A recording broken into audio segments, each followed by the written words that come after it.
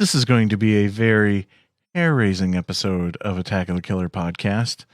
This episode is about hair horror, or what we are calling this episode, Killer Hair. I'll let you mull it over for a moment. We will be discussing the hair do's and don'ts. Why did we pick this topic? That's just our style. So come with us on our journey. Bring your girlfriend along. Even if she doesn't like horror movies, this episode may just condition her. There's no split ends about it. This episode will be loved across the land, from California to Maine. Killer Hair on this episode of Attack of the Killer podcast. Attention planet Earth and beyond. Stay tuned for Attack of the Killer podcast. Attack of the Killer podcast. Attack of the Killer podcast. Attack of the Killer podcast. That's time for the show. Yay. Howdy ho, boys and girls. Welcome to... I told you, Jason, that was going to be the best intro I ever wrote. My neck hurts from shaking my head so much. Yes. My eyes are rolled completely into the back of my head. Right? Welcome to episode 233 of Attack of the Killer podcast. I'm your host, Insane Mike, and this episode is called Killer Hair. What does that mean? I don't know. What? I guess we're all going to find out together. That's right. Now, what is Attack of the Killer podcast? Well, He doesn't know that either. I guess we're going to find out. Yeah. I should just leave it at that. But no, Attack of the Killer podcast is a horror movie podcast where a group of friends get together and talk about horror movies. Not just any horror movies, but horror movies with a particular topic. We laugh, we cry. It's a grand old time. Heck, sometimes we even forget that we're recording, Tad. So there may be spoilers. Love it. Now, do you need meaning to your life? Do I? Do you wake up Nope. in the morning asking yourself, what does it all mean? Now your life can have purpose. Become an attacker today. You go to jointheattackers.com. You will find reason to live. At jointheattackers.com, you can pick the level of attacker you want to be. Becoming an attacker helps support the show. Your support helps keeps the lions here at Attack of the Killer podcast, because the electric bill for podcasting is enormous. It's outrageous. The best part about being an attacker is all the cool stuff that you get. You can get bonus episodes, various video series. You can even get an original Mikey's Monsters, a portrait of yourself as a monster drawn by me. There's even more perks you can get by becoming an attacker. And I feel like there's more perks of becoming an attacker than most other Patreons out there, I assume. Again, go to jointheattackers.com, help support the show, and become an attacker today. Guess what time it is? What? It's time to introduce you to the podcast crew. That rhymed. He walked into a barber shop, and the barber said, "Need a haircut?" He said, "No, I want them all cut." Tad, everybody. Oh my God. That's like a joke you would say when you walk into a barbershop. Exactly. Hey guys, thanks for listening. The carpet matches the drapes. Jason, everybody. What? That's it? Oh my gosh. I hate that it's also true. What's up, everybody? Thanks for listening. Now that the listeners are picturing your pubes. Oh, I'm so happy for that. Thanks, Mike. I was talking about your drapes and curtains, you pervs. From the Bret and Tony podcast, or I guess after their Raw Force episode, the show should be renamed to Movies That Insane Mike Says You Should Watch. The one and only Bret Royer. Hey guys, and I am down on being on that podcast. That sounds fun. Trust me, they won't all be gems like Raw Force if that's your Gems, format. he says. Even better. Welcome back to the show, Bret. Thanks, guys. Why don't you tell the listeners a bit about yourself and what you got going on? Alrighty. Well, like you said, I'm Bret from the podcast Bret and Tony with Ashlyn and Abe. We are a weekly podcast where 1 week we'll pick a topic like dreams or high school or conspiracies, and then we'll just kind of see where the conversation takes us. Then the next week we pick a random movie on Shudder, and then we just discuss the shit out of it. And upcoming episodes we got is The Howling and Genie Wishes. And then I've also got a couple books out, Mouse on the Mississippi River and Iowa Grindhouse, both of which you can get at Amazon.com. And it's great to be here, guys. It's great having you here, man. It's a lot of This fun is a having you on the perfect show. opportunity to call out how lame your other fellow podcasters are for Yeah, not right? wanting to be on the show. Gosh. Oh, I already called them out to their faces, so. Good. Yes, so happy to have you back. Screw those guys. Yep. Yeah, and folks out there listening, definitely check out their show, especially the Raw Force episode. So. It was a great movie. I know. Is it? I mean, kind of, but it was really good. It was a fun movie. I could definitely tell you guys were. It may not be a good, quote unquote good movie, but I could tell you guys had fun. and I'm so it was- glad they Oh, yeah. watched it all together, too. That's The what. way- That's definitely what makes it. Yeah. Oh yeah, I don't know if I would have liked it as much. Right. When I was listening to the episode, every time you brought up the next wacky thing that happens in that movie, I'm just giggling to myself. I'm like, what have I done? Yeah, Oh, it's just it's one- sort of like feeling like you're a part of this show, Right. Because we usually go through his hoops. So Love it. Okay. So, out there listening, have you ever wondered what the podcast crew has been watching lately? Well, we're going to tell you anyway. Here's Tad with what we watched.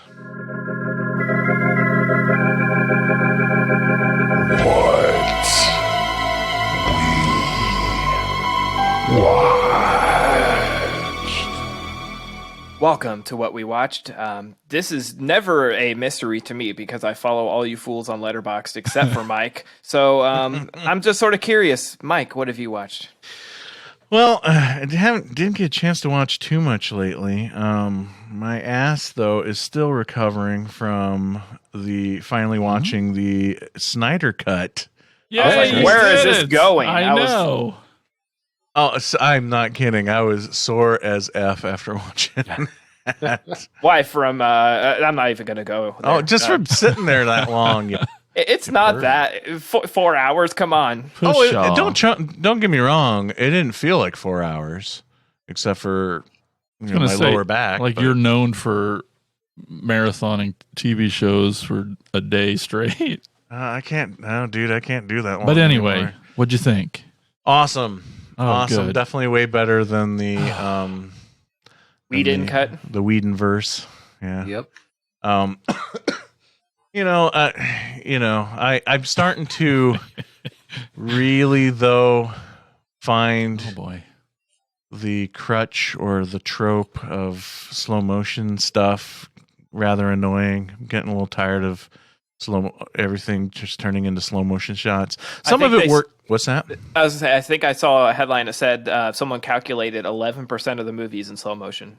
See, and so it Jesus. only would have been like 2.5 hours if they just would have cut out the slow Oh, motion. my goodness. Now, I'm not going to say like doing slow motion in movies is dumb because it can serve a purpose.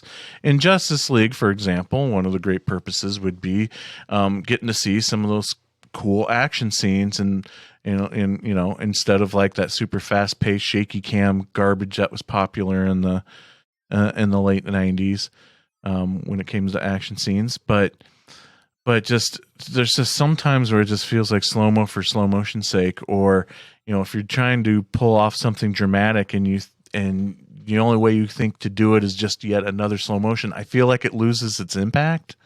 Yep. But that's all just the technical garbage as God, far as I can't even remember there being slow motion in the movie. Are you freaking kidding me? Completely sincere. I have no recollection other than, well, you obviously have to for Flash. Yeah, that's what I'm And saying. Like the action scenes, all the characters move at super speed, so you have to. yeah, that's what I'm saying. So the that's actiony okay. stuff it's the slow motion is great and it does serve a purpose. Can't say I noticed any other. That's so funny. But like, Anyway. you know, because like still my favorite scene of both movies, and I was so glad it was still in this version, was the scene where they're all fighting Superman and Flash goes man. to get into the fight, and that little eye shift that Superman does. Gosh, so awesome. Yeah. Oh, it just makes me giddy every time I see it. So I was glad that stayed in the movie. But man, so much more goodness in it than the original. So much more Justice League. So much more development of the characters. I felt like like all the Aquaman stuff made way more sense to me this time around than in, you know, because we first in the original cut, you know, we saw Aquaman, then he goes underwater, he has a conversation with Mera, and then he's gone again, and it's like, what does all this mean? You know, and if you're not a comic book nerd like I am, you have no frame of reference. But it's all there in this version, and that's great. You get the scene of Steppenwolf, you know, taking back the mother box from the Atlanteans, and then all that stuff, that conversation between him and Mera makes way more sense. And was really, really happy. Definitely filled a lot of more DC comic book geekness in me. Getting to see, I don't even care spoilers anymore, but Martian Manhunter, getting to see him in there. Oh man. And it's kind of cool because like I always felt like if it was my DC universe, Martian Manhunter would always be like the guy in the shadows that's kind of pulling the strings, and you get that feeling that that's what this character's all about. And I love how it's like connected. That character of Jon Jones is connected all the way back to Man of Steel, and we just didn't know it until we see him shift into the General. And it also, you know, and it makes sense with the Martha Kent stuff, visiting Lois Lane. Like, you know, what was Martha Kent really doing in Metropolis, visiting Lois Lane? And now it makes more sense. And getting to see like Darkseid. Oh man. And getting to see Desaad and Granny Goodness all in there. And then that's just that flashback scene. I thought it was amazing in the original cut. You get to see, you know, Green Lantern in there, and you get to see this and that. But it's so much more in this version. I mean, you get to see close-up shots of the Green Lantern in this one, and you get to figure out kind of who's who in the you know, like the gods and the Atlanteans and all that. And it was very happy with it. Anyway, Well, I appreciate you saving me 4 hours. So you haven't watched it yet? I thought you did. ain't nobody got time for that. Oh, come on. Whatever. You make time for that awesome movie. And then, you know, the other thing that I'll talk about, Brandy showed me one of her all-time. She loves found footage movies. I love found footage movies. She showed me one of her all-time favorites from the year 2000, the Saint Francisville Experiment. I saw that on her Letterboxd, and I wondered. Yeah. She is a big fan of this film, and it's pretty good. You definitely have to, I feel like, excuse it for its early venture into, you know, comparatively to like found footage that we know today, you know, because it does make some, you know, mistakes in the found footage world. Like sometimes camera angles don't make sense. You know, where's this mysterious third camera coming from? Stuff like that. But it was still a lot of fun. You know, creepy little ghost story. And what I was shocked, it was directed by Ted Nicola, who directed like Tunnel Vision and Subspecies, Bad Channel, did a lot of stuff for Full Moon, Bad Channels, and stuff like that. So it's kind of cool seeing him do this, because it's definitely something different than what I'm used to seeing him do. So it's definitely worth a watch. But that is everything that I watched. Excellent. Well, Brett, what have you watched recently? Oh, a couple things. Last weekend, thank God, I got back into a movie theater and I saw Godzilla vs. Kong. Woohoo. It was awesome on the big screen. Oh my gosh. I still need to watch it on HBO. I mean, I've got HBO Max, or whatever it's called now, but still haven't watched it on there. But I plan to before it leaves after the 30 days. Yeah, I And loved then, it too. Loved it. Oh, So good, guys. And I've been watching the TV show. I've been binging 6 Feet Under. I don't know if you guys ever seen that one. Hell yeah. I got the DVD set of that. It's amazing. Oh yeah, it's my second time through. I watched it 10 years ago or so. So I've, forgotten some of it. So it's nice to rewatch it right now. It's pretty cool. Brilliant show. So good. I can't wait for the finale. It's one of the best finales, I feel like. Yep. And then, let's see, Friday night, me and my girlfriend had a date night. She picked a movie and I picked a movie. And she picked Anywhere But Here with Natalie Portman and Susan Sarandon. Very serious drama movie. I like both of them, so. Yeah. And it was a really good movie. And I thought it'd pair well with Frozen, Adam Green's Frozen. Nice. Awesome. So that's what I picked. And she doesn't really like gross out. She'll watch horror movies all day, guys. But like when it gets really gross, she doesn't really care for it too much. And in broken Frozen, legs. well, the broken leg part wasn't too bad. It was the girl. She loses a glove at one part, and then the hand peel off of the rail. She goes, "Oh Jesus, why am I watching this sick shit?" Awesome. I just had to put her on blast real quick. But yeah, other than that, like I said, I've been watching a lot of 6 Feet Under. So That's awesome. I've watched the first 2 seasons and I sort of fell off. I need to get back on it, but Nikki continued and finished all of them. But I have no excuse now because I have access to it. So I've heard it's great, and yeah. Adam Green, always a great pick for a date night. I mean, oh yeah, right. All right, Jason, what have you watched? Well, the other day, a bunch of us got together and watched a movie together. A pretty fucked up movie called Butt Boy. That was a movie. I don't know what to say. It was too good for its premise. Maybe, Detective Fox loves work and alcohol. After he goes to AA, his sponsor, Chip, becomes a suspect in his investigation for a missing kid. Fox believes people are disappearing up Chip's butt. Let me say that last sentence again. Fox believes people are disappearing up Chip's butt. You know what my favorite thing about this movie is? It's fucking played straight as an arrow the whole time.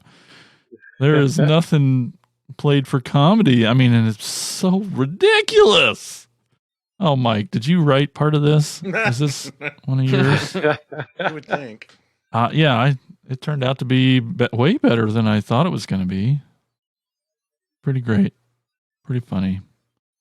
And that's on Prime, so y'all should go check it out.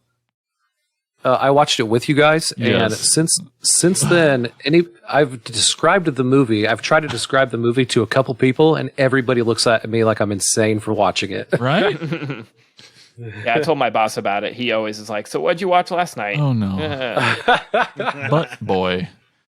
Like, do you guys agree, or is it just like I feel this way about weird shit anymore, but it had like another Astron 6 vibe without like the comedy part. I don't know. Oh yeah, I got it. Yeah, just in that ridiculous, this is really happening. Okay. And then the shots from inside anyway, Mike, you need to see it. I too saw Godzilla vs. Kong. Incredible movie. Did you see it in the theater? I did not. Then you did see it. Oh, come on. My TV's pretty big.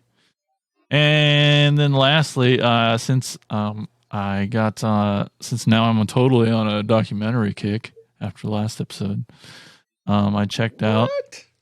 I don't know. I watched one last time and I watched another one this time. So it's totally a trend now. I watched The Last Blockbuster. Oh yeah, I've been wanting to see that too. It's pretty great. I had my friend Noah said that Lloyd Kaufman was the only part that he enjoyed about it. Because the movie gives him shit. Oh, yeah? Yeah, like he comes in talking shit about Blockbuster, and then they basically cut him off and make fun of him for being so negative. I don't know. What they do with him is pretty funny. he's also right. But like, no, the it's really fun because I mean, yes, you get plenty of blockbuster history from beginning to end. You know why it really ended. It wasn't Netflix, but I wasn't ready that the main part of the story is they really spend time with the owner lady and the actual last blockbuster that exists out there in Wyoming. Shit, already. No, Oregon. Oregon. Yes. Bend, Oregon. And so like it spends time with her and the store and if it's going to keep going or not. And there were a few also ones in Alaska, but then they closed down and she became the last one. And I don't know. They got footage from long before that too. Well, I feel like in there, and I feel like thanks to this documentary, the store's life is going to last a bit longer. Oh yeah. The store's going to be good now, in theory, because of this movie. Yeah, it's great. But yeah, it's a lot of fun. It's wonderfully nostalgic for those who enjoy video stores. And that's what I watched. Awesome. Someone ask me quick what I watched. Yo, Tad, what'd you watch, yo? Since we last recorded, I watched 38 movies. You're on What? an Erica pace That's- now. What's happening? I am binging for my recording in a few days here for my Oscar episode. So I'm trying to watch every single film nominated for an Oscar this year. That is a heavy task. Yeah, I bet. So I'm not going to name everything because you can just look at the nominee list and I've watched it. But I will recommend a few, and some that are horror adjacent, I guess I would say. One that Dustin put on his top of the 2020 last year, Love and Monsters, is up for Best Visual Effects. Awesome. And watched that last night. It's nice to like. It was a palate cleanser because the nominees this year are so heavy and serious, and so it was great. I could see why it made his list. It's so fun. It has amazing, like crazy monster designs. I mean, you guys should just watch it for that. If Dustin didn't convince you, I am doubling his recommendation. It's so much fun. It's so cool. The monsters, and it has. Now I'm drawing a blank from Henry, Portrait of a Serial Killer, and Guardians of the Galaxy. Henry Rooker or Michael Rooker. Yep. Yes, he's great in it. But anyways. I highly recommend Love and Monsters, even though it's up for just a technical award. Finally saw Tenet. Oh boy. I feel like I need to watch a 6-hour YouTube video to figure out what the fuck I saw. That's what I really am planning in that what does this mean video part is my watch time for it once I finally do it. It was cool as hell. It's up for visual effects, I believe, and set design. Which I can see, but it's just so confusing, guys. I don't know. I'm sure, Brett, did you see Tenet? You saw Tenet, right? Nope, I haven't seen it yet. Oh, I'm not. I would spoil it, but I can't spoil it because I don't know what happened. Other You just than turn that, Mike off of watching the Tenet. I don't, dude. It's so I don't know, man. Like. I don't know. I like Christopher Nolan, but it took me a while to build up to watch it because I knew this going in. Yeah. And it's not a bad movie by any means. It's fantastic, but I feel like Christopher Nolan has gotten like he went too far with the cleverness of like this is going to be so clever that I'm not sure he understands it. So does it come off pretentious then? Or no, it's just not like, really. It's just yeah, it's really confusing, and I've put my phone down and actually sat and tried, and I put on subtitles because I was told by the movie defenders that watching it with subtitles helps because Christopher Nolan's notorious for like his weird sound edits, and they wear gas masks a lot in the movie, so it's hard to hear them anyways. That still didn't help. I read every word they said, and I still don't know what happened. But great, everything is great about it. It's just really confusing.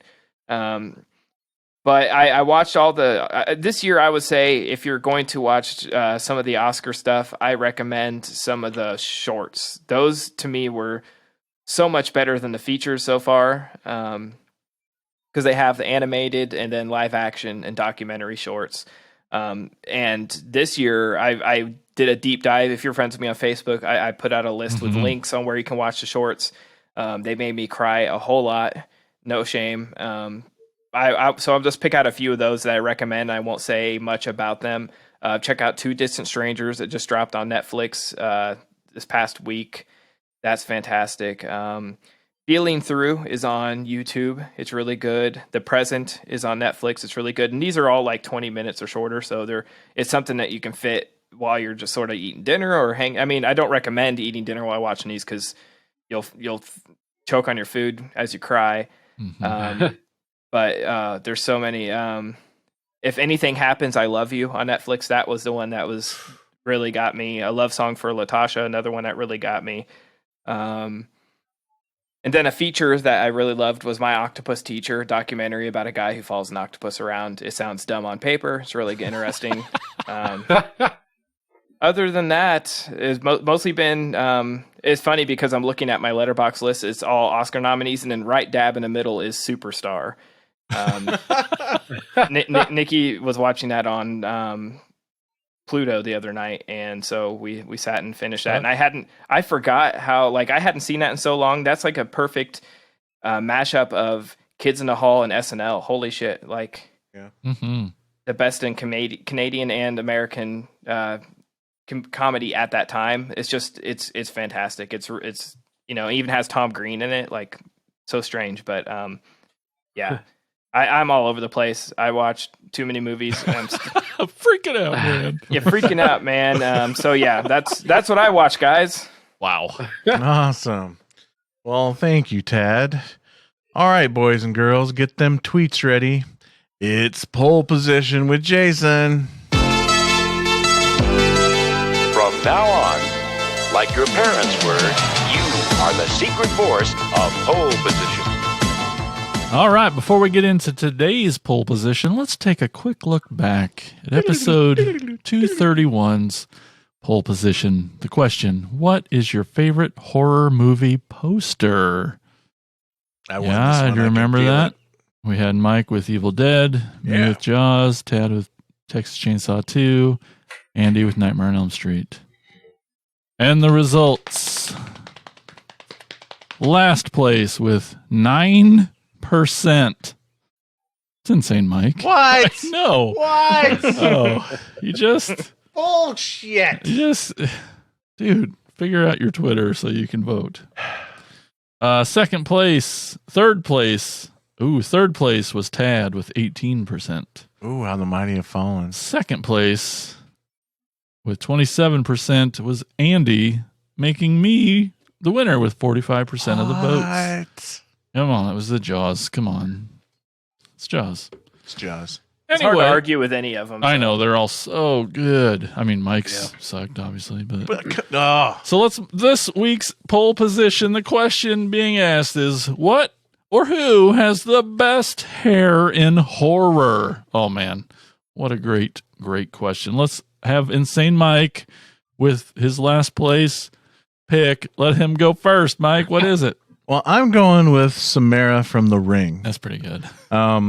She's 90% hair, right? But as a person, right. But I think, but seriously though, that look kind of set a big trend there for Japanese horror for quite a long time. I think still resonating to this day. That even has bled into American horror films as well. So. I mean, how many times has Scary Movie reuse it? Jesus Christ. Yeah, I know, right? So yeah, that's mine, Samara. And in the movie, it's actually scary. It's really effective. Yeah. Scary. All right, I'm going to go next, and I'm going to do a little bit of Mike here. I really wanted to pick the Trickster from Brain Scan. Right? Oh, right. That's pretty good. But that would have been great. But it came right to my brain, and it's the one I'm going with. I'm going with Sammy Kerr, 1986 Trick or Treat. Yes. Big hair, don't care. I mean, it's Sammy Kerr. So it's a trick or treat. Yeah, do it. All right, Tad. What about yours and your winning vote? I mean, I went with a really obvious one because I need to recover from my loss. That's right. So I'm going with the most recognizable hair in all of horror history, the Bride of Frankenstein. It's recently sort of gone viral again because people posted pictures of it in color, and it's actually red hair with a white stripe. On screen, it appears sort of blackish gray with a white stripe, but it's actually red. It was filmed red. So, I mean, how many that hairstyle recognizable from people who've never seen a frame of that movie? I mean, it's even sort of parodied in a movie we're talking about tonight. So, there's even a Minion has a version of. Oh, I mean, yeah, absolutely. It's It's everywhere. Yeah, it's there's no more, classic recognizable hair, maybe in film history, not even horror history. So yeah, there's literally no argument. You can, you can make wigs of that and you could set them like next to a hockey mask, and any normal person could tell you who wears that hockey mask and who wore that hair. So, yeah. Well, and if you haven't noticed, Andy's not with us tonight. He just had something he had to do and couldn't be with us, but he'll be back next time. But Bret, do you want to read what his answer was? I didn't write it down. Nope.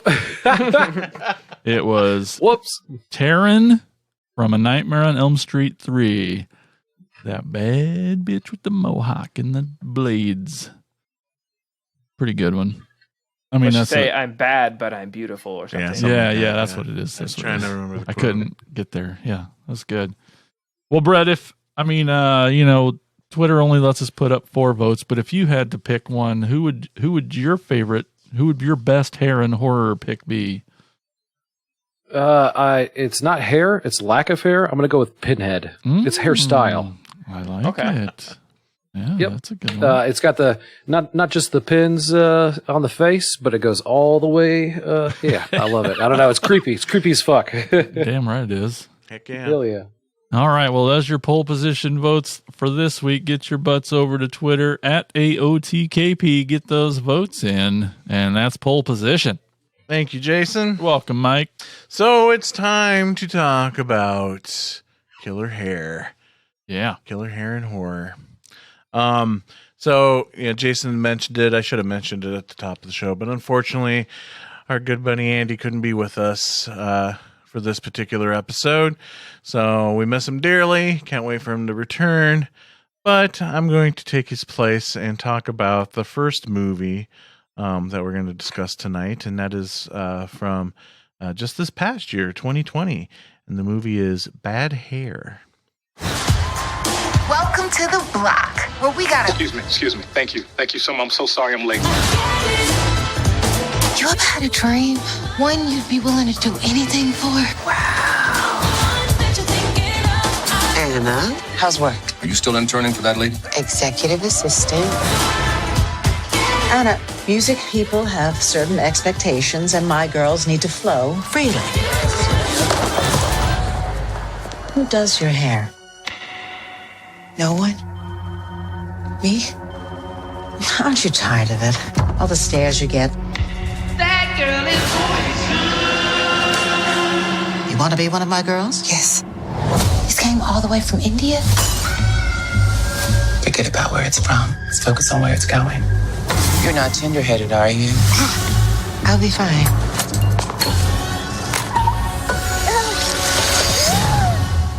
Clients swear the stuff is magic. Wow. How's it feel? People look at you and they see somebody else, and somehow you become more of yourself. I can't fault you for doing whatever it takes to get where they keep trying to keep us from getting. In a perfect world, a woman would be able to wear her hair the way she wants to. A moss-haired girl. She see trees covered in black moss and made herself a wig. Maybe the hair in the tree was enchanted. It's fun to think about.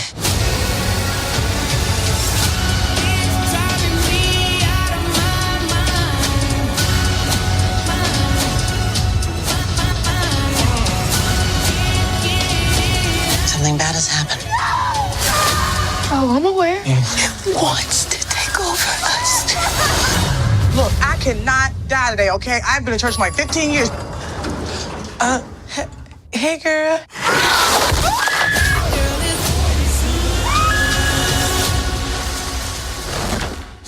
Damn, that took a turn.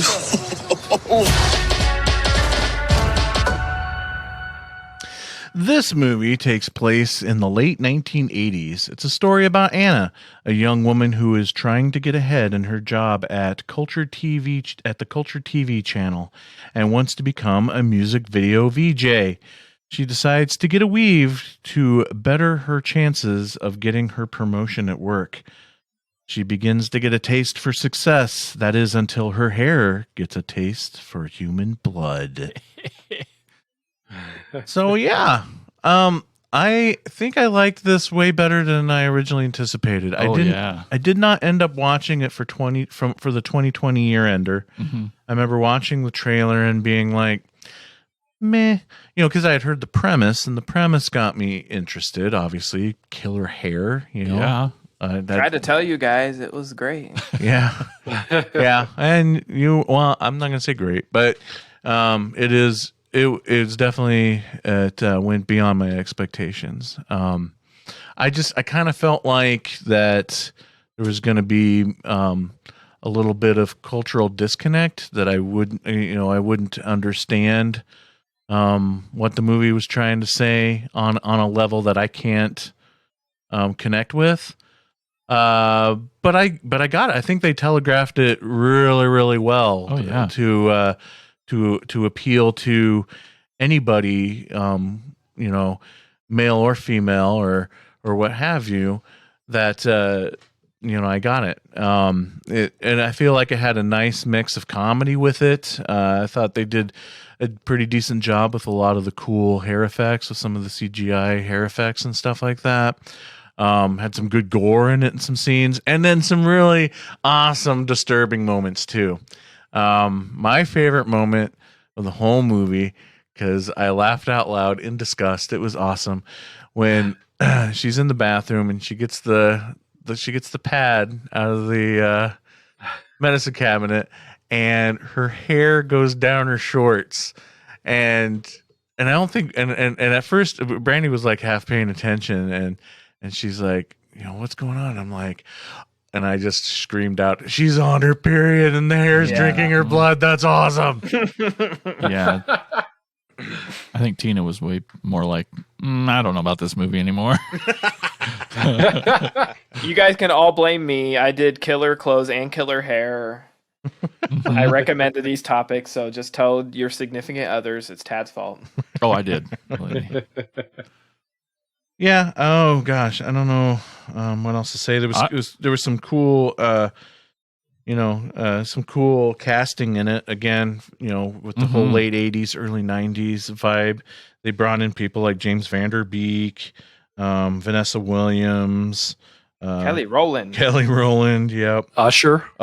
Yeah, Usher. Oh my God, did I hate his character so much? Yeah, it was definitely one of those like, can't wait for the hair to kill this dude. Blair Underwood was cool seeing him. I hadn't seen him in forever. So, so some cool casting going on in there as well. I really like the lead girl.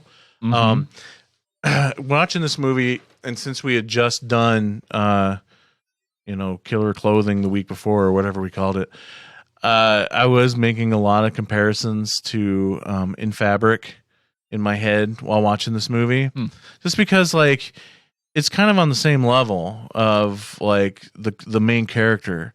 It's kind of shit on through most of her life, and story wise, yeah. And this is her chance to better herself with obviously consequences. And I just like how this played out better, because I don't really feel like you get the girl in Fabric gained really anything from her getting this evil dress or whatever. Her life was still shitty from the beginning to end, other than she finally got a decent boyfriend by the end of her story. But in this one, you see that transition of her, kind of more awkward looking, and whatnot, and getting, trying to get evicted by her landlord, getting looked down upon by people at work and whatnot, and just this one simple thing of getting this weave And it's really interesting because it really changes her physically, and it kind of really clicked with me that at that moment I'm thinking like this character is more attractive, but at the same time realizing, well, this isn't naturally this is how fucked for up, her to wear this hair. So that's when the whole themes really connected with me on a level. So yeah, definitely thumbs up on this one. It's sort of like, is a commentary on not just beauty standards, but also, something that, like you said, we don't necessarily connect with, the struggle. And it's like that scene where she's getting the weave, and like the scenes where it's close up of her hair, like how tight it is. Oh my God. Like I just watching it makes me uncomfortable. And I can imagine, I can't say that I can relate to that or ever have or will ever have that feeling, but just the way they film it and make it look, it makes you feel it. It's like a torture scene, the way they film it. Oh yes. And it's like, the needles going, through the hair and pulling it so tight. To me, it's like the most tense part of the movie is some of that stuff, or when it shows her when she's little and she's dealing with that stuff, like the trauma when she's a kid. And man, like this is I think this is a great blend, like you said, of comedy and horror. There's some really, really heavy, serious stuff, but they also know that they're making a killer hair movie. So to me, this is like, it was a fun adventure. This is my second viewing. I thought, it's just cool to set it in the 80s. Sort of makes it a fun backdrop, and you see some of the 80s styles and hair, and talk about flat tops. Usher's hair, with that rad Gumby thing going on. But it's just like crazy to, like you said, like you can recognize, she's more attractive, but like all the things even before her hair starts killing, it's like, just having a different hairstyle shouldn't advance her that far in the world, because she's still the same great producer, the same everything. She just has different hair, and it just shows, how unfair things can be. Yep. I really, really, really love this movie. It was awesome. I was always a MTV kid, so like I feel like I obviously didn't watch a lot of BET, but like growing up watching MTV and just any movie or any story that has to do with behind the scenes stuff in the industry and music, and I just freaking loved it. And like you said, the comedy and the drama stuff was great. And I mean, I really don't mean to rank these, but man, this was easily my favorite of the three. I loved it. But I do want to say, the best part about this movie, Tony Gardner. Did you catch that? That's the effects guy. Oh, I missed that. The Blob guy. He's done every horror movie known to man, and he's the guy who did all the special effects. And awesome! I totally missed that. I loved all the hair stuff in this. It was insane and awesome. And yeah, I loved it. So funny and awesome. This was a hard one for me, guys. From the description and the trailer, I watched the trailer first, read the description first. I thought I was in for just a ridiculous movie. And then it turned out not to be a ridiculous movie, like at all. It's just like, it's an extremely well-made movie. I thought. And Mike, a little bit ago you said about Usher, you were just waiting for him to get killed after a certain point. I was... for probably 90% of the cast, that's the way I felt about all of them, not just Usher. Like I was just ready for these motherfuckers to get. Fuck all of them. Yeah, fuck all of them. Like this Anna girl in the movie, she was just like, she's such a good person. Yep. And to have to deal with all these motherfuckers, even her family, because they were all dicks. I liked seeing some motherfuckers getting some comeuppance. That was nice. And then also, I like that they sprinkled in some like real cool shots throughout the movie. Yeah. When she gets broken up with by her booty call, they film it from like his tall angle. So like you really get that feeling of like him looking down on her, you know?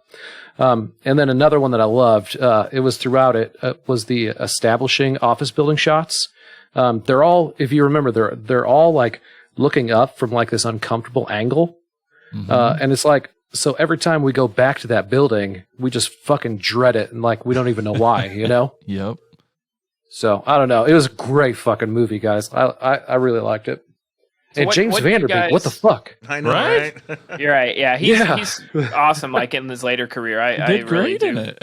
Yeah. Yeah. What Yeah. do you guys think as far as like stuff being the way we consume stuff now? Like this is pushed as Hulu got the exclusive rights to stream Right. it. Did that have anything to play into your expectations? Because of the After Dark series?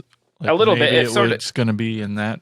Not that those Right. are bad either, but they Right. definitely have that limited budget feel to them. Like, Not if all this- of them are good though either, and Right. so Well, it does kind of set a little bit of a lesser expectation for me. And like if this had an A24 logo before it, do you think you would have been you would have went in with higher It expectations? changes things for sure. Yeah. Right. Like I admit when I saw it for the year-end episode, it was just on Hulu and it was short enough, so I was like, I'm going to check it out. And I didn't watch a trailer. I didn't read anything about it. It just sounded like I needed a palate cleanser, and it wasn't quite a palate cleanser, but it at least had some humor to it. And I had a blast. I was like, this is so cool.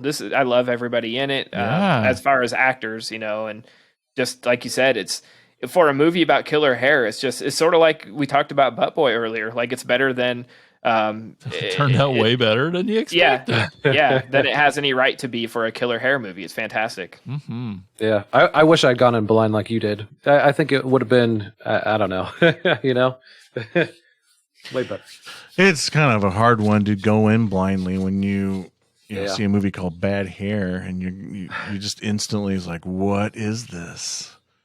And then when you hear the premise, you want to know more.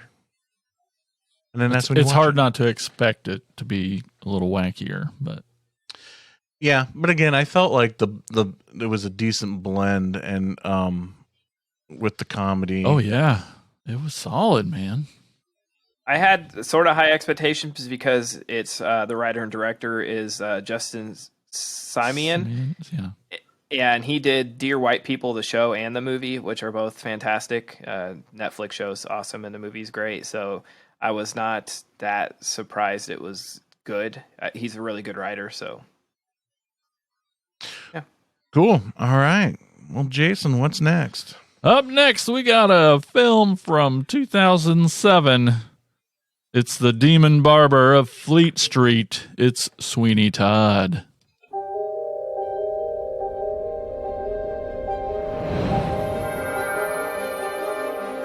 This is the tale of an ordinary man who had everything Barker, his name was. Benjamin Barker. until a man of power stole his freedom, destroyed his family, and banished him May the Lord have mercy on your soul. for life. And in his sorrow, a new man was born. 15 years dreaming I might come home to a wife and child. Benjamin Barker. No Barker. Sweeney Todd now. And he will have his revenge. Where's my wife? She's gone. And he's got your daughter. Judge Turpin.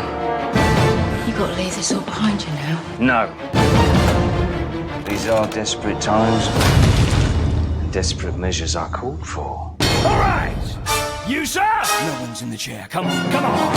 Sweeney's waiting. I want you, bleeders. You, sir? Two, sir. Welcome to the grave. I will have vengeance. I will have salvation. I can guarantee the closest shave you will ever know. May the good Lord smile on you.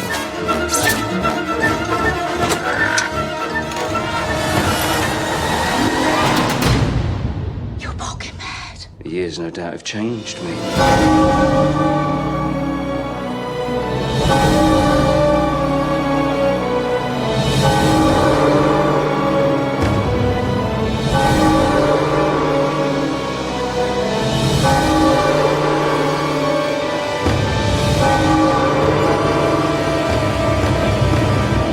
How about a shave? At last, my arm is complete again. That's all very well, but what are we going to do about him?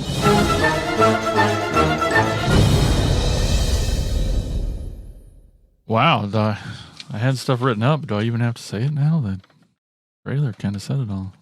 Evil Judge Turpin, played by Alan Rickman, lusts for the beautiful wife of a London barber, played by Johnny Depp, and transports him to Australia for a crime he did not commit, returning after 15 years and calling himself Sweeney Todd. The now madman vows revenge, applying his razor to unlucky customers and shuttling the bodies down to Mrs. Lovett, played by Helena Bonham Carter, who uses them in her meat pie shop. Though many fall to his blade, he will not be satisfied until he slits Turpin's throat. Directed by Tim Burton. And I'll be honest, when this movie first came out and I saw it, I didn't like it. I don't really remember you saw it why. back in the day? I did. And I don't think it was just because it was a musical. I don't remember. My memory has been like, I didn't like it. And then so I was even reluctant. I'm like, gotta watch this movie I remember not liking. But I liked it. It was good. It was pretty good. I was pleased. I mean, anything Alan Rickman does is amazing. It was a pleasant surprise to see Sacha Baron Cohen in there being amazing. Is very nice. You expect him to be. The music was great. The singing was great. Stephen Sondheim. We have a theater in the next town over dedicated to Mr. Sondheim, so it's a familiar name. And yeah, and then once the blood started flowing, I'm like, yeah, that's right. This is pretty good. So I ended up really liking it. What do you guys think? That bad, huh? Jeez. I'll go ahead. I'll go ahead. I recommended this one for the episode because a confession. I have owned this DVD since it came out. A DVD, not a Blu-ray, because when I bought it, Blu-rays didn't exist. It was technically unwrapped, but never watched. This is a first time watch for me. Finally getting it off the shelf. And anybody want a DVD? Oh, no. This is by far my least favorite Tim Burton movie I've ever seen, and that says a lot because I watched his Willy Wonka movie. It's not because it's a musical. I love musicals. This is by far his bloodiest movie, which that's cool. That scene where he's just slitting throats and throwing bodies down the slide is really cool. But outside of that, I felt like I missed Danny Elfman. The music wasn't catchy at all to me. It felt like Harry Potter with a razor. They cast. He took everybody from Harry Potter. Like he took. There's a bunch of Harry Potters. Like right, and think about the time.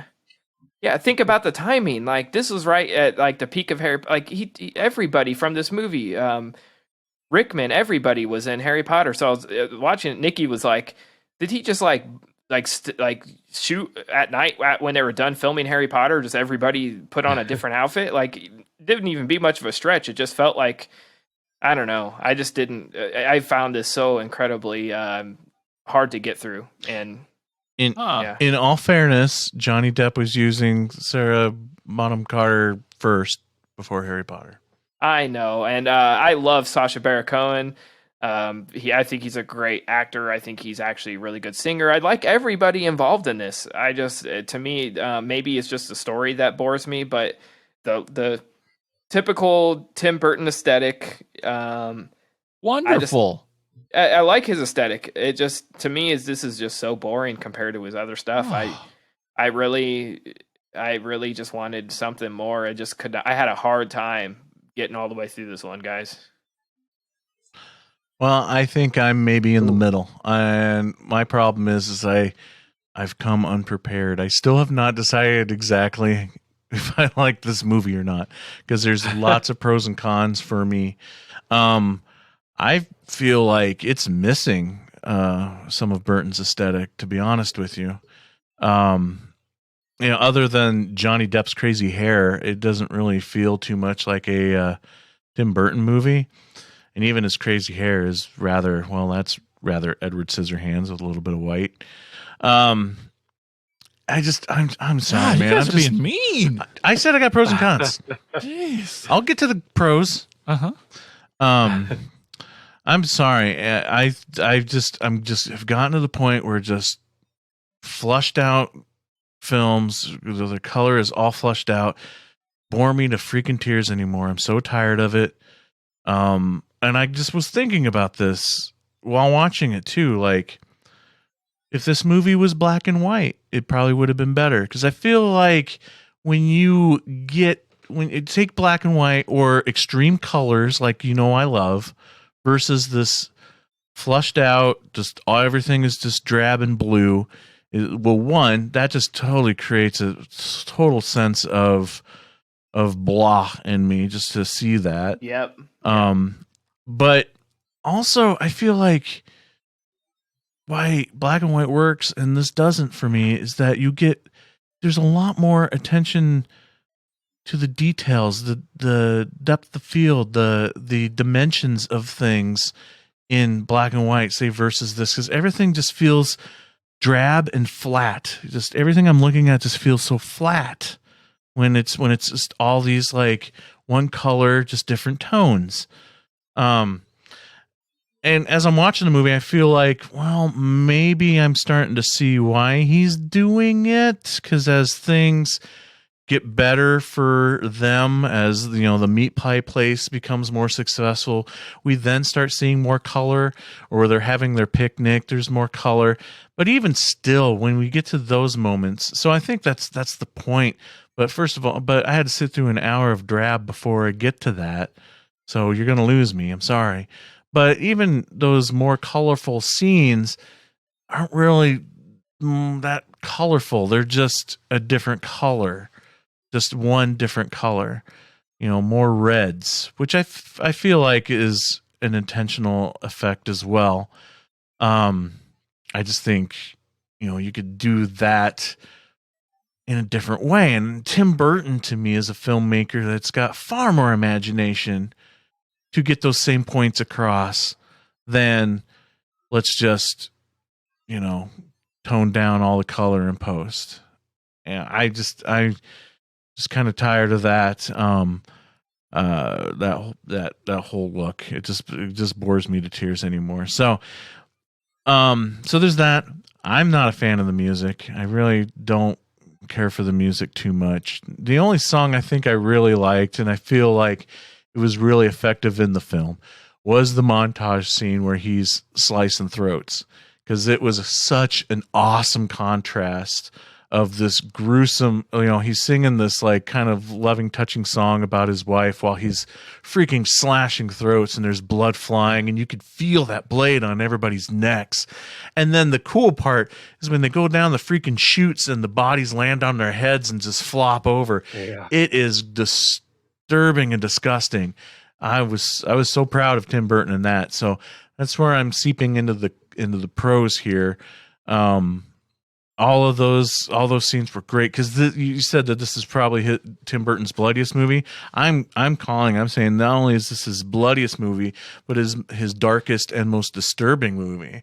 Like that whole the moment that turned it all around for me in this movie was the final act, the ending there, taking place in the basement. Well, everything leading up to the finale here, just Sweeney Todd almost slashing the kid's throat, or everything that takes place in the basement. And when he throws her into that freaking oven, I'm just like, oh my God. And you just, first of all, you see her burning to a crisp, and then he locks the door and you just hear her screaming and just being burned alive. And it felt so effective, and it's just so dark. And then how it ends for Sweeney Todd himself was just, it was so gruesome and dark. And that's the stuff I really loved. It just, for me, it just took a while to get there, to get the ball rolling. It was little too heavy on the music, on the musical stuff on the very front, like to the point where I'm like, this is going to be one of those musicals where there's no dialogue, is there? It's just all going to be sung. And I'm not saying I'm completely against that, but definitely was not in the mood for that when I watched this. But the ending to me, the whole third act is well freaking worth the rest of it. So I'm kind of torn. There's things that I really, really don't like, but there's some great stuff too. And then the cast, I'm with you too. I love all that. I will watch anything with Alan Rickman. He's just amazing and just gone too soon. And I am still in the Johnny Depp fan club. I don't care what anybody says. I still love to see him in everything. So it was a great cast, great performances by everybody. But yeah, so thumbs up, thumbs down. I don't really know where I stand on it. Even as I talk, I kind of keep swaying back and forth. But yeah, I'm glad I finally got around to watching it. Is it going to make like a top 10 of Tim Burton films? No, but it's definitely not his worst. Yeah, I'm sorry, Tad. The Willy Wonka one is definitely bottom of the barrel for Tim Burton. Jason, I'm with you. I like this movie a lot. The sets and the costumes, I think, are fucking awesome. Mm-hmm. And all the actors, all the great actors being great in this movie also. Yeah. It does feel a little bit, I feel like, on some of it. I know it's his darkest movie, bloodiest movie, but I don't know. Sometimes I felt like Tim Burton was just like on fucking autopilot on this movie. But even when he's on autopilot, he's still so fucking good. And then I agree with Tad. Basically, the music, man, it gets a little meh sometimes. Yeah, it did not catch you at all to me. Yeah. There were some good numbers in there. But yeah, for the most part, meh. Had you seen this before? Yep, I saw this in theaters, but I hadn't seen it since theaters. Okay. And actually, I liked it more when I saw it the first time. The rewatch, I liked it a little bit less. Okay. Cool. I was reading that the composer, Sondheim, like he's very protective of his works and was very protective of this being made into a film, like a new modern one. And when Tim Burton said he was interested, he like perked up, was like, "Oh yeah, let's do it." And they talked to him, and he basically said to approve it, he wanted to approve casting. Like he wanted, and of course Burton's like, "I'll only do it if Johnny Depp is Sweeney Todd." So they came to that agreement, and then of course, like Tim Burton does, he's like, "How about my lady, Helena Bonham Carter?" And she was pregnant during filming this, I guess. And she, sent in some auditions, and he approved that. But to me, it's funny just because it's like we have some of the, at least those two are like Burton regulars, but we got some new people for once in his movies, which I'm guessing was sort of a thing. Just because it was a musical, you need some people who can act and sing, and just did not do it for me, and that's okay. Not everyone's going to be a hit, but the visuals at the end, I really liked that. Yeah. Okay, awesome. So, Tad, what's our third film for this episode? Our third film is also a modern film that just came out, and it's called The Stylist. Hi. Right this way. So, what's the plan? I wish my hair would do that. But we all want what we don't have.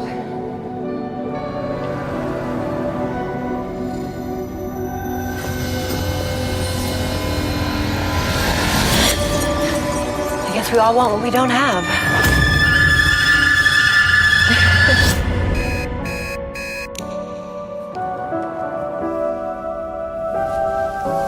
Claire, this is amazing.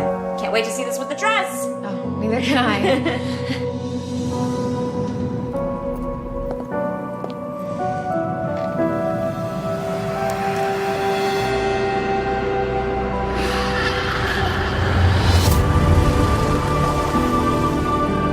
So, was from the wedding madness.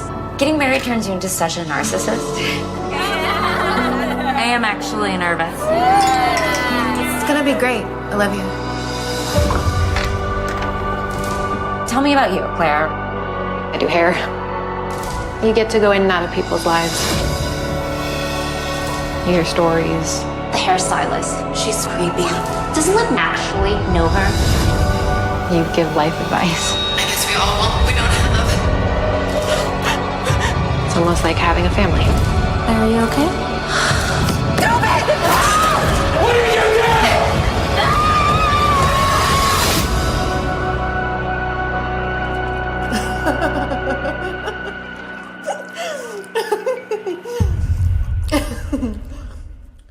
We all dream of being someone else, but for Claire, that dream goes from an obsession to a living nightmare.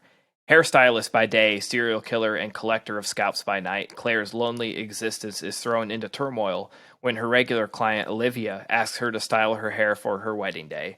Increasingly fixated on Olivia's seemingly flawless life, Claire vows to lock up her scalp collection and change her ways for good, only to discover that repressing your deadly desires is easier said than done.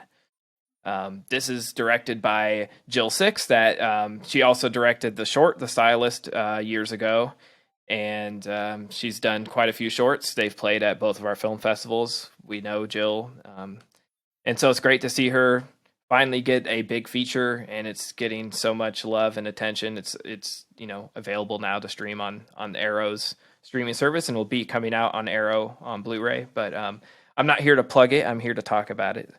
I thought this is my second watch. I watched it when it premiered at, I forget which festival. It's played so many now. Watched it virtually and loved it the first time. Really cool the second time. Just as cool.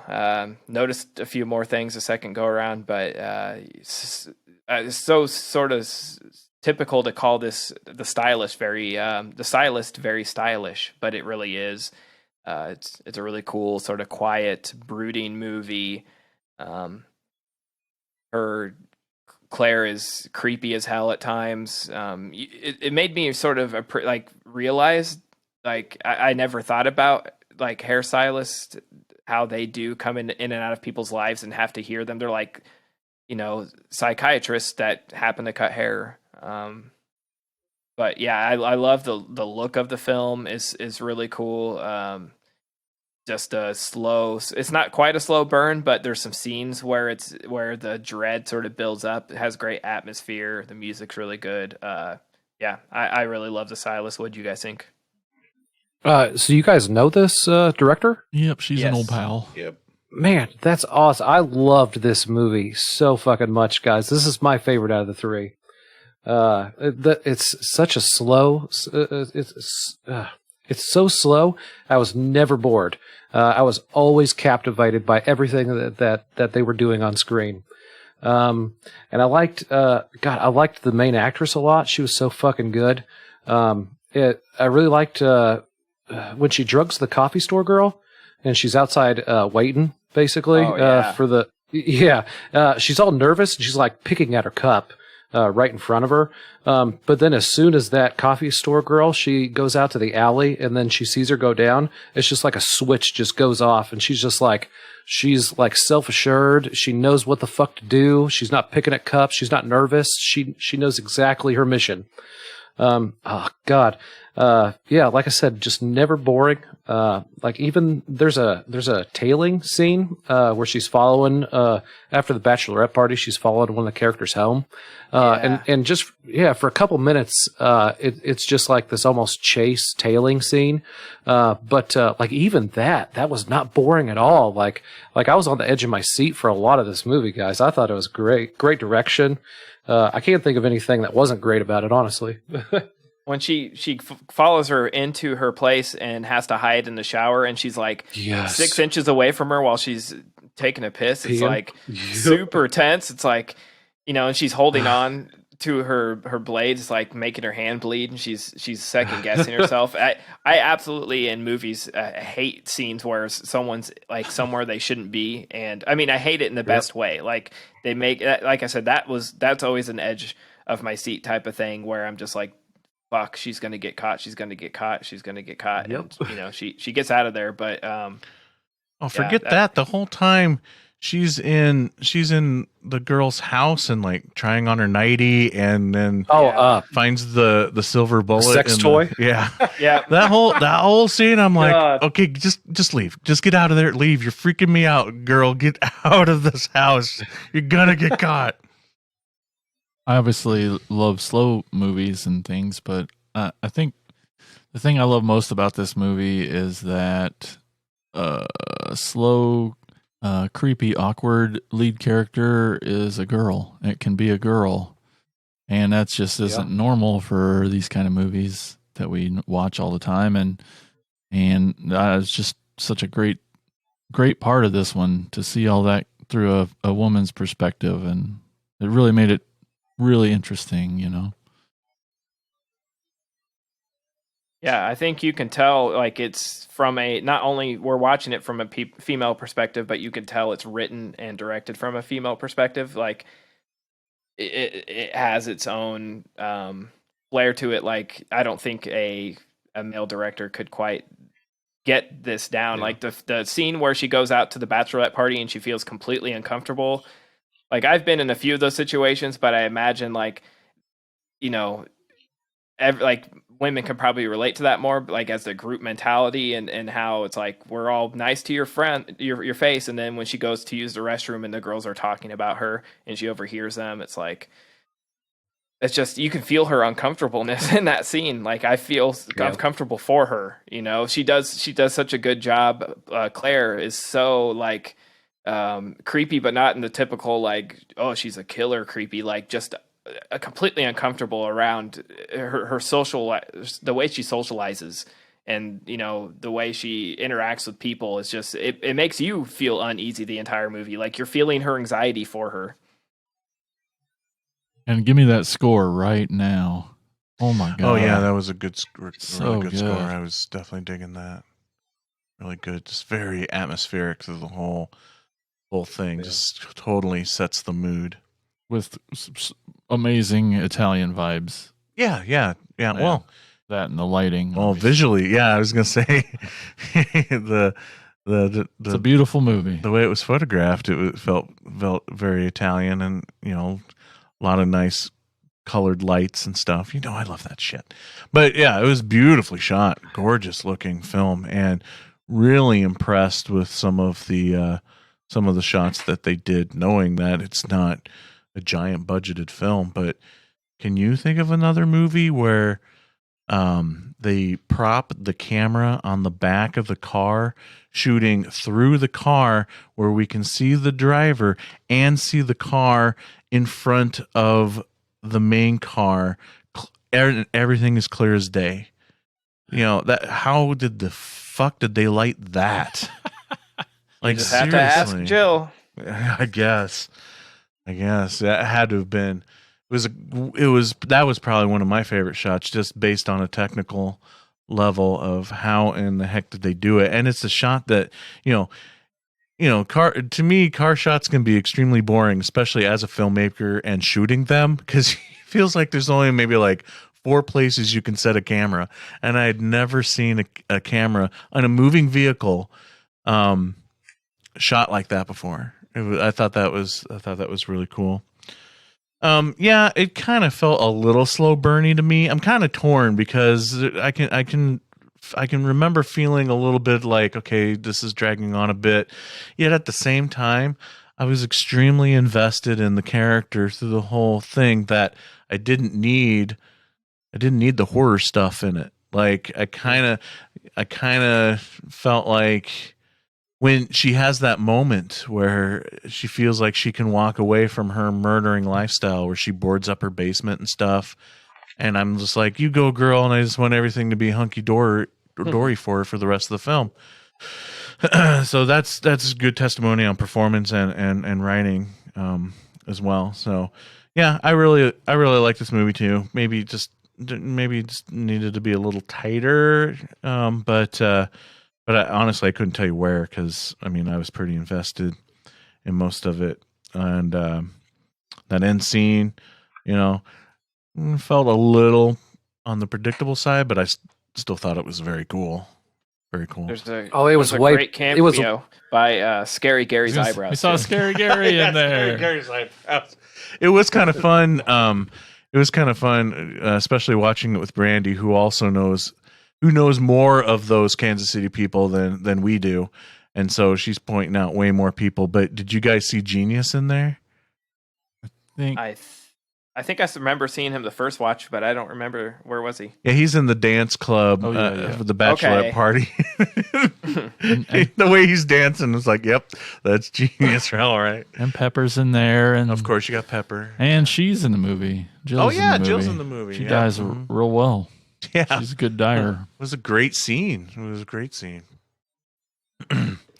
Did you guys watch any of the special features or anything on this? I saw they had a bunch on Arrow, which is really cool. Like, props to Arrow for having. I plan.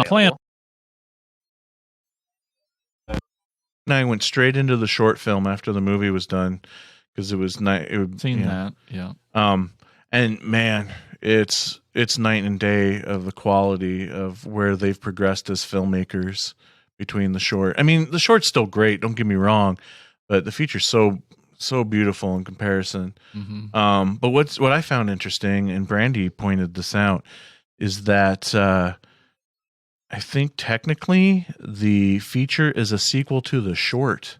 I wondered that for a minute. Yeah, because once we got to the end of the movie. Well, yeah, because there's the scene towards the end where she goes back. Line. She says the line that the lady says that she kills in the short film. Yes, that was a neat. So you picked up on that too. Cool. And she's wearing her hair, the blonde scalp in that moment. Yeah. Yep. But Jason, you definitely need to check out the special features because you're kind of in them. Did I make it in? You did. Hot dang. In the making of Little Doc, they kind of go through the history of the films that Jill was making, and they showed a couple clips from Call Girl, but they showed the cast and crew picture. Hey, that's me. The group picture, the sound guy. So you see Jason at the back with the sound equipment in that pic. So nice. That was awesome. We're like, oh, there's Jason. So yeah. Styles. Right. I think Bret had something else to say. Oh, I'm sorry, Bret. Let's see. I believe it was Mike. You said the predictability at the end, that last scene. Oh yeah. At the wedding, it was completely predictable. I felt like that was part of the fun of it, though. You knew who it was. You were just waiting. You even see Bree in it, but in one of them shots, they kind of cut back and forth. And that was great. Yeah. Yeah. So that's all I was going to say. No, I'm with you. I agree. Even though it's predictable, I still liked it. And I think I've said this on other shows before too, that if I can predict the way a movie's going to go, that doesn't necessarily mean it's a bad thing. It just means like the filmmaker and I are on the same mental level and it's going the way I would like it to go. So, I thought it was a very fun ending. Very cool. Even though I still kind of wanted her to just be all right at the end and have a happy ending. But nope. Nah. Once I saw it was going in that direction, I'm like, I gave up. I'm like, all right, I'm done trying to be the nice guy here and hope she turns out okay. Let's just get to the bloodbath. Okay, so that's it then. That is the films for Killer Hair. But don't cut out just yet. We're going to brush off for just a moment. And when we come back, it'll be segments time on Attack of the Killer podcast. So what you're going to hear next during the break is a promo for our podcast network called the Prescribed Films Podcast Network. At the PFPN, it has a massive collection of podcasts, including, yep, you guessed it, the Bret and Tony podcast. Check them all out at thepfpn.com. We'll be right back.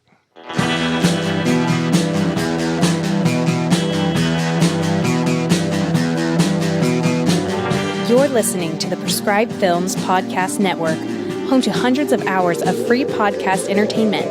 The shows on this network all have a common goal, providing you with the best discussions about movies and other forms of entertainment media. The PFPN hopes to fill your earholes with audio joy. Visit our website with links to all the other amazing shows at www.thepffpn.com. Thanks for listening.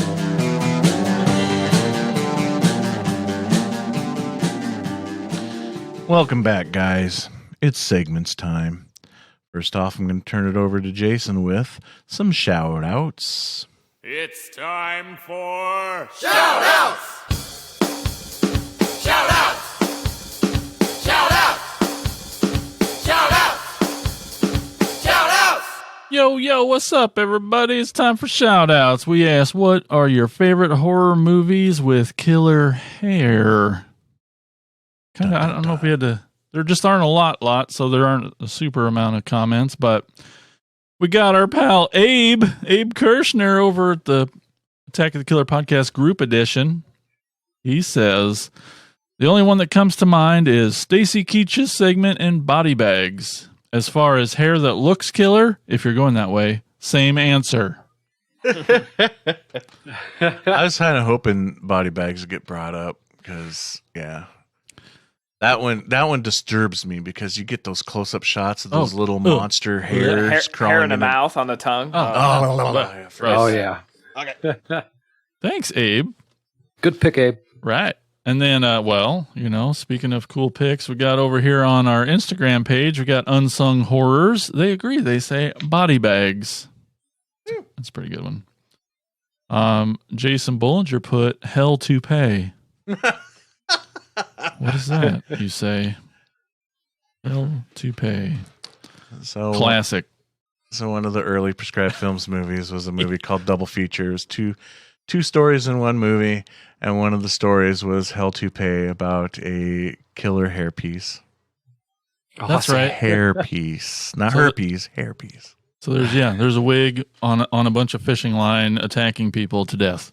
It's as good as you think it's going to be. We'll say that. And it growls and makes noises like killer tomatoes. Yeah, it does. You cannot see it. Okay. And then lastly, over on Twitter, we got Brian Godzilla, Attacker Brian. He says, "Are We Not Cats?" Has some killer hair. Remember that one? Yeah, that's a weird one. That's a weird one, right? But remember, anyone, you can give us a call in on our voicemail. Leave us a voicemail, and we'll play your voice on our show. You can call us at 415-952-6857 or 415-95-AOTKP, and that's shout-outs. Thank you, Jason. Welcome, Mike. Now, unfortunately, there will be no recasting with Christian Slater this episode. It seems Gary Busey has somehow managed to get himself stuck inside a giant vat of baked beans, and Christian Slater, against his better judgment, is trying to fish him out. But here instead, we have Bret with a short story he's going to share with us. Take it away, Bret. Thank you, guys. You guys are on in 5 minutes, Kara tells the Attack of the Killer podcast crew before ducking back out of the side room to let them finish getting ready. They were at the yearly Snake Alley Festival of Film to do a live show between film blocks. It was held every year at the historic Capitol Theater in downtown Burlington, Iowa. They had done these live shows before, so they weren't really feeling nervous. Instead, they were just relaxing in the side room and enjoying hanging out together, something they didn't get to do often enough off podcast. Mike looks through boxes of old theater props stacked up against the wall. Tad shows Jason pictures on his phone of the new horror toys he just picked up recently, like a parent showing off pictures of his kid. And Andy curls a dumbbell that he brings everywhere with him, keeping the pythons maintained. "Whoa, look at this," exclaims Mike, pulling from the box what looks like an old gravy pour, only twice as big. "Big whoop. It looks like they picked it up at a yard sale," Andy says between reps. "No, look at the carvings on the side. This looks ancient," Mike tells him. "Put it back before you break something," says Tad. "It's my ass if you do." "Can't I just look at it a little bit longer?" asks Mike. "You heard him, Mike. Put it down. We're going on in 3 minutes anyways," Jason remarks, ever the peacekeeper. "Fine," is all Mike can muster, disappointed his best friends don't trust him. He goes to put the old gravy pour back into the box it came, when suddenly he loses his grip and it plunges to the floor. On its way down, it rubs against his palm. Sparks fly and fireworks burst out of it, exploding all around them. Then a gigantic man in a tunic floats out of the gravy pour with smoke bellowing all around. A genie. Holy cow, it was a genie's lamp, Jason exclaims. Who disturbs me from my slumber? The genie barks in a terrifying tone. Tad starts to respond, looks around the room. Us, obviously. Oh man, I've always wanted to find a genie, Mike says, not able to contain his excitement. I knew that if I never stopped believing that I'd find one day. You really thought you'd find one, asks Jason. It's all in the power of the mind, Mike tells him. Knock, knock, knock. 3 minutes till showtime, Carrie yells through the door. So what's up, Genie? Do we get some wishes or what? Andy asks. You get one wish per rub, the Genie answers. 1? What a ripoff. It's supposed to be 3, complains Mike. 1 wish per rub, the Genie yells. No more. I mean, 1 wish is better than no wishes, mediates Jason. Well, guys, what should we ask for? Mike asks the group. They think for a second. Any concert ticket, any row we want, we get first dibs forever, Tad suggests. Any Blu-ray, past, present, or future, even the really bad ones, Mike throws out. We could have the most chiseled bodies and never have to work out again, says Andy. Guys, Jason interrupts them, we could have 4 copies of every single toy ever made. Any toy, guys. You guys, we're never going to agree on a wish, says Tad. You're right. What do we do? Asks Mike. They look around at each other. Innocent at first. Friendly. But soon, their innocence turns suspicious. No one wants to budge on their wish. They hold their stares with each other. Then, bam! Tad punches Jason squarely in the face. Mm-hmm. Mike and Andy watch, then look at each other. Don't do it, Andy. You don't do it, Mike. Then they lunge at one another, locking arms and not letting go. Andy brings the dumbbell up and swings it, hitting Mike under the chin. Interesting, the Genie says to himself, then snaps his fingers, and magically a mess load of weapons appear on the table in the middle of the room. The crew takes notice and dives for the table. Mike comes up with a sword right before Andy can grab anything. He swings and decapitates Andy, the head hitting the floor with a thump. Jason grabs a machete as Tad is able to come up with nunchucks. Damn it, says Tad when he sees he's outweighed in the weapons department. Jason swings the machete. Tad tries to block it with his nunchucks, but it swings by and slices through his arms, taking it clean off. As the arm hits the ground, Jason stabs the machete into Tad's chest, sending him to the ground dead. Mike and Jason turn to each other, ready. But then Jason cracks first, dropping his machete hand to his side. I can't do it, Mike. We've been best friends for too long, Jason tells him. You can have the wish. I won't fight you. Mike raises his sword and swipes it through Jason, making 2 equal parts of him. The Genie stands up, clapping. Good show, the Genie tells him. Mike looks down at his dead friends, regret sinking in. Where would you like your Blu-rays delivered? The Genie asks. But Mike can't answer. I don't want Blu-rays. Without my friends to watch them with, it just seems pointless, says Mike. I just want my friends back. I need my friends. The Genie rolls his eyes, then snaps his fingers. In a poof, the room goes back to normal. All 4 of the podcast crew are alive. No Genie, no weapons, no signs of a struggle. Knock, knock, knock on the door. Showtime, Carrie yells through the door.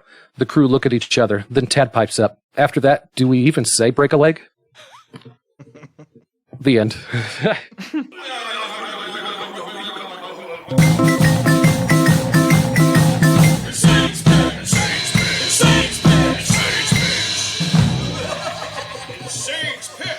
Man, you got us right on the money there. Nailed between Andy's reps and He has been listening for years. Jason's pictures of toys and me snooping through stuff. You've totally captured our characters. Uh-huh.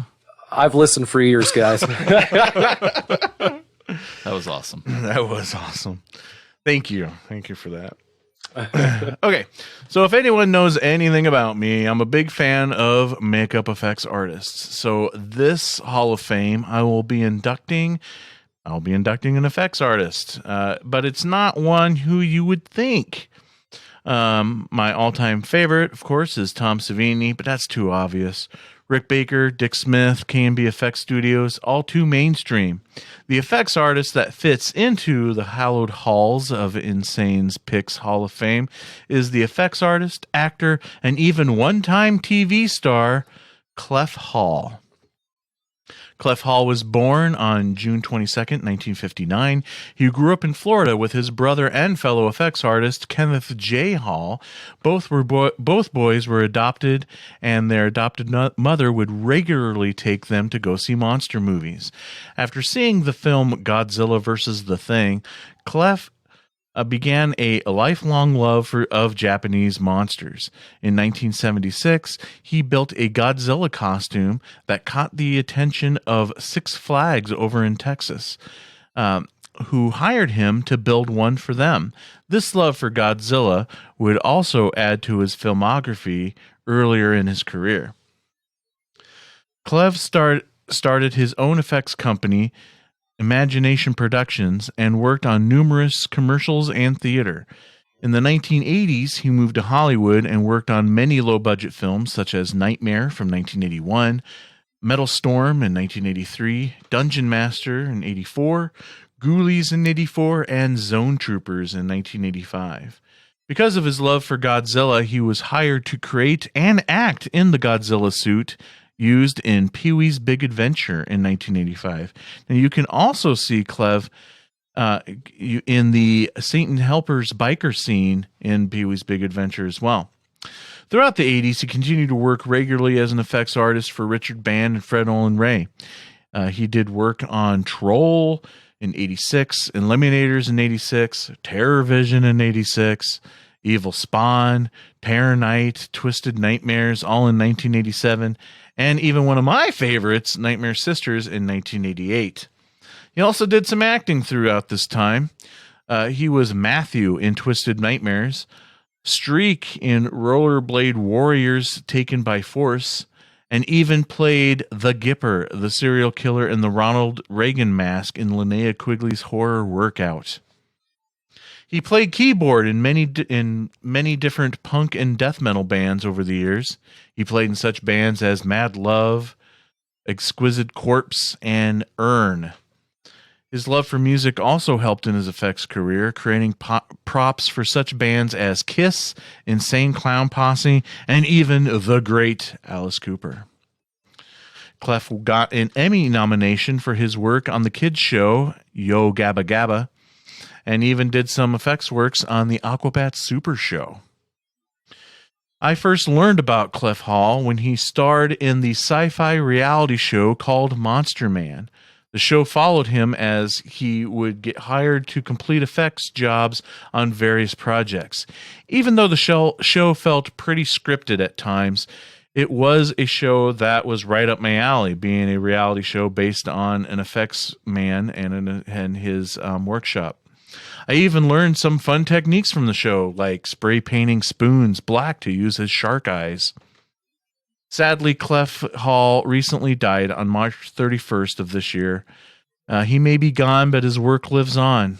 Rest in peace, Clef Hall, effects artist, musician, actor, and now inductee into Insane's Picks Hall of Fame. That's our show, folks. Thanks, everybody, for listening. Special thanks goes out to our very special guest, Bret. Bret. Thanks for having me again, guys. And people, don't forget to listen to Bret and Tony with Ash Abe, or go to Amazon.com and grab Iowa Grindhouse for sale there. Did I see you're working on something new, too? Oh, yeah.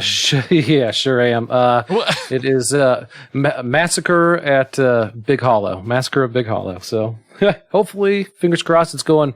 I feel like it's going pretty good, so I'm excited for it to get out there. Awesome. We are too. Can't wait. Yes. So that's the show, folks. I want to thank everybody for listening, and a special also thanks goes out to the attackers out there. You too can become an attacker by going to jointheattackers.com. But until next time, thanks for listening, and we'll talk to you on the next episode of Attack of the Killer Podcast. Oh no, could this be the end of? Attack of the Killer Podcast. Attack